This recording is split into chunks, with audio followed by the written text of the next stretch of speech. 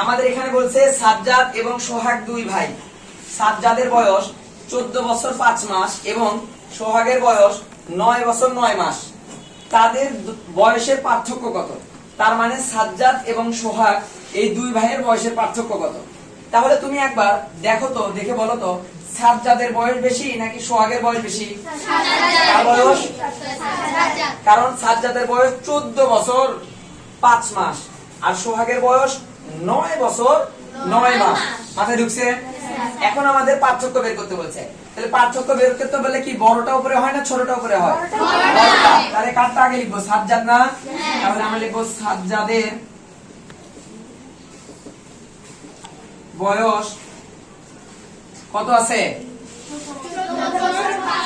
14 বছর 5 মাস। তারপরে সোহাগের বয়স কত? 9 বছর কয় মাস? 9 মাস। আমরা পার্থক্য বের করব।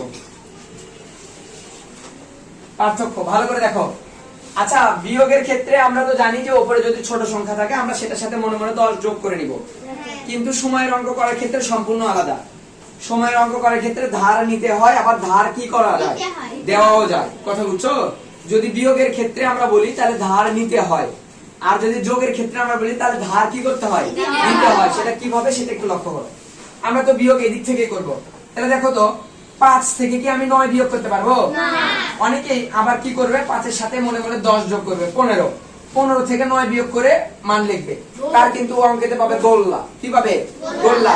এই জন্য কি করতে হবে, সময়ের অঙ্কের ক্ষেত্রে আমাদের লক্ষ্য রাখতে হবে এই মাসের আগে কি আছে? বছর।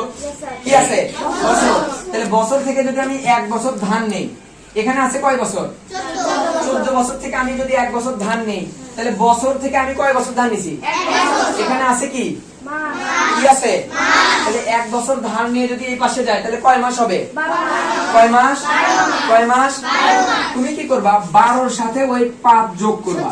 তাহলে দেখো 12 যোগ 5 তাহলে কত হলো? সেই 17 থেকে তুমি 9 বিয়োগ করবা। তাহলে 17 থেকে 9 বিয়োগ করলে কত হয়? 8। তার মানে এখানে আমাদের কয় মাস হলো? 8 মাস। তুমি দেখো, তুমি কিন্তু 14 থেকে 1 বছর দিয়ে দিছো। 14 থেকে 1 বছর দিয়ে দাওনি, তাহলে এখানে কত আছে? কত আছে?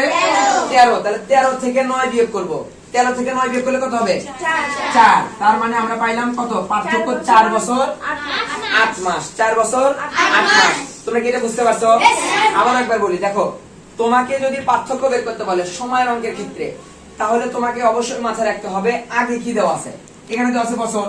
আমি পার্থক্য বের করতে বলছি মাসের, এখানে আছে 5 মাস, এখানে আছে 9 মাস। আমি তো 5 থেকে 9 বিয়োগ করতে পারবো না। এই জন্য আমি কি করব, আমি এই যে বছর থেকে 1 বছর ধান নিব। যেভাবে তোমার মায়ের মরিচ শেষ হয়ে গেলে পাশের বাসা থেকে মরিচ নিয়ে আসে না? হ্যাঁ, ওই রকম যে একটা মরিচের বদলে তোমাকে 12টা মরিচ দিতে হবে।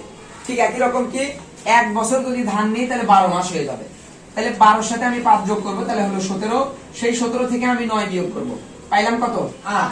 তাহলে এখানে হলো 8 মাস। এখান থেকে আমি তো 1 দিয়েই দিছি, তাহলে তো এখানে থাকলো 13। তাহলে 13 থেকে 9 বিয়োগ করলে কত? 4। তাহলে দুই ভাইয়ের পার্থক্য কত হলো? 4 বছর 8 মাস। তাহলে কত?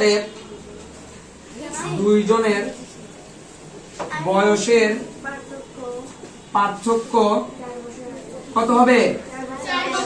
4 বছর 8 মাস। মাথায় কি ঢুকছে?